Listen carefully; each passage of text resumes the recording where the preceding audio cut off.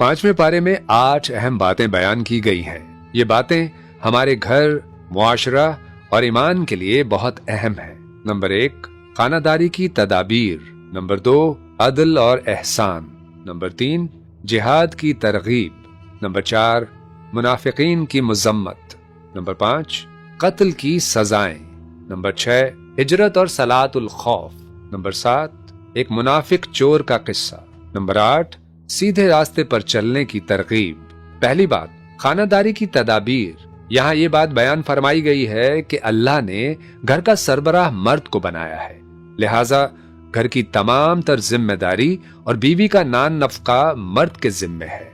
लेकिन अगर बीवी शौहर की नाफरमानी करे तो मर्द को बीवी से मुताल्लिक 3 हिदायत दी गई है।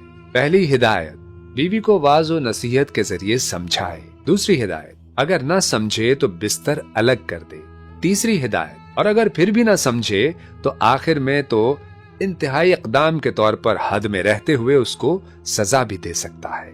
दूसरी बात, अदल व एहसान का हुक्म दिया गया ताकि इज्तिमाई जिंदगी भी दुरुस्त हो जाए। तीसरी बात, जिहाद की तरगीब दी गई है कि मौत से ना डरो, वो तो घर बैठे भी आ सकती है। चौथी बात, मुनाफिकीन की मजम्मत करके मुसलमानों को उनसे चौकन्ना किया है कि खबरदार, ये लोग तुम्हें भी अपनी तरह काफिर बनाना चाहते हैं।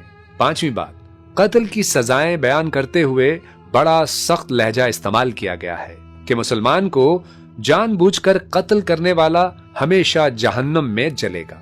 छठी बात, हिजरत और सलातुल खौफ कि जिहाद के लिए हिजरत भी करनी पड़ती है, लिहाजा जिहाद और हिजरत में नमाज पढ़ते वक्त दुश्मन का खौफ होता है, इसलिए सलातुल खौफ बयान हुई।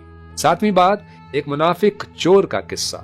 एक शख्स जो बज़ाहिर मुसलमान मगर दर हकीकत मुनाफिक था, उसने चोरी की और इल्जाम एक यहूदी पर लगा दिया। रसूलुल्लाह सल्लल्लाहु अलैहि वसल्लम तक ये वाकया पहुंचा। आप सल्लल्लाहु अलैहि वसल्लम यहूदी के खिलाफ फैसला देने ही वाले थे कि वही का नुज़ूल शुरू हो गया और अल्लाह ताला ने बता दिया कि चोर यहूदी नहीं है बल्कि वो मुनाफिक मुसलमान है। चनांचे वो चोर मक्का भाग गया और खुला काफिर बन गया। आठवीं बात, सीधे रास्ते पर चलने की तरकीब। शैतान की बातों से बचें, नबियों की पैरवी करें, औरतों के हुकूक अदा करें और मुनाफिकों से खबरदार रहें। ये पारा मुसलमानों को घर, मुआशरे और मैदान जंग में कैसे जिंदगी गुजारनी है इसके वाज़े और ठोस कवानीन सिखाता है और मुनाफिकत से बचने की हिदायत दी गई है। यूं गुजारें इस बरस रमजान को, अब समझ के पढ़ना है कुरान को।